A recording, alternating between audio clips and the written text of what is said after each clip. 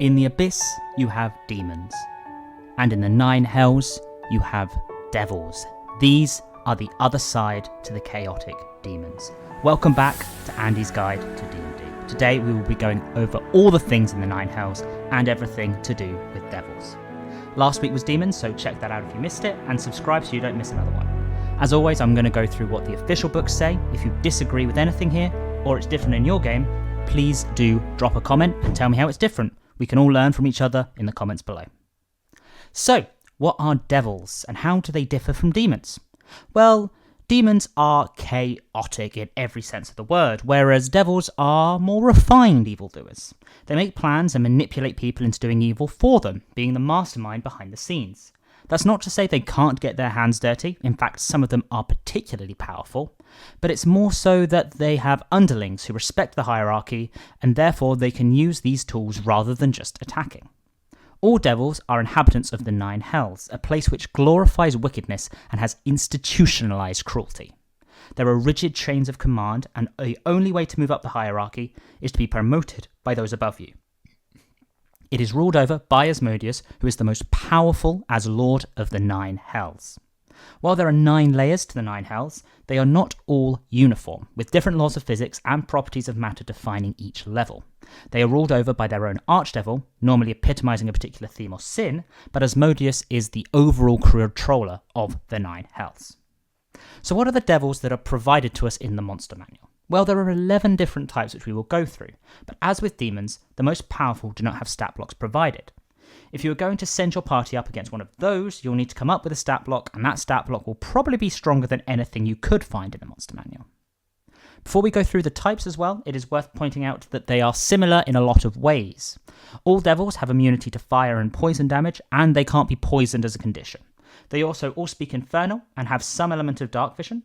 Finally, you will need silvered weapons to deal full damage to anything but the absolute weakest of these devils.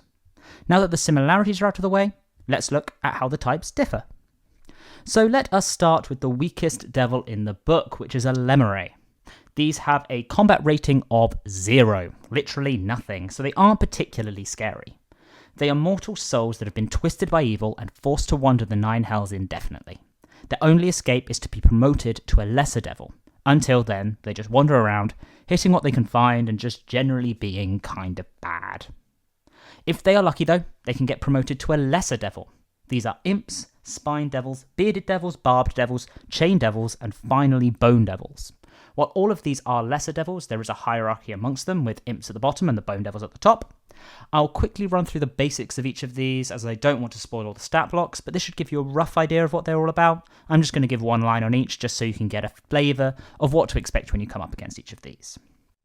So, imps are tiny flying spies who can turn invisible or turn into animals. Spine devils can fly by without opportunity attacks and throw spines at you. Bearded devils are stronger and can poison you with their beards. Barbed devils can't be grappled without hurting yourself, and they hurl fire at you.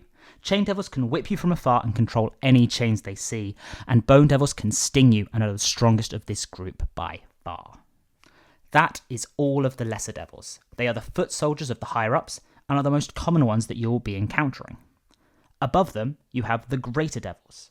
There are 4 of these outlined in the monster manual, and these guys fall between lesser devils and archdevils.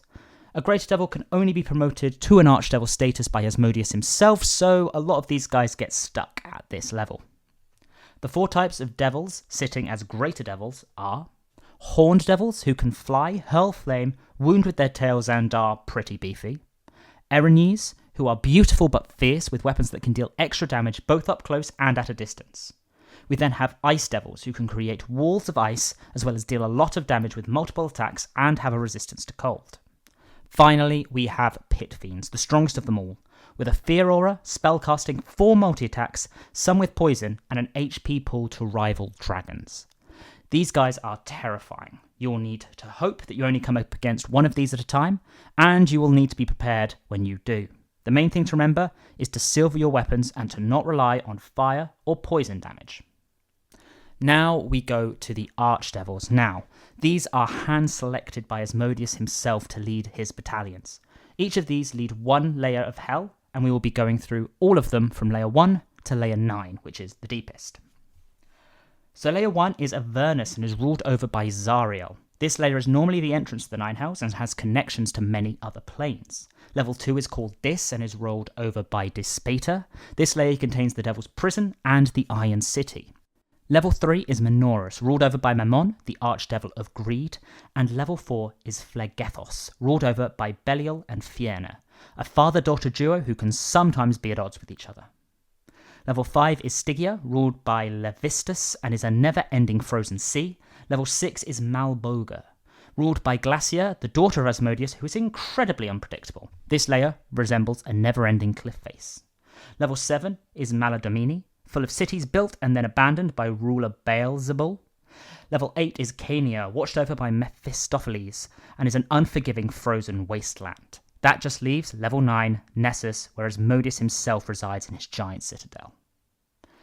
That is a brief overview of the Archdevils. If you want more information, let me know in the comments, and I may be able to make a full episode on these and the layers of hell in more detail. For now, though, that is the episode. Thank you so much for watching. Please subscribe if you've enjoyed it, and join me next week where we will be going over all of the gods in the DMG. Thank you very much.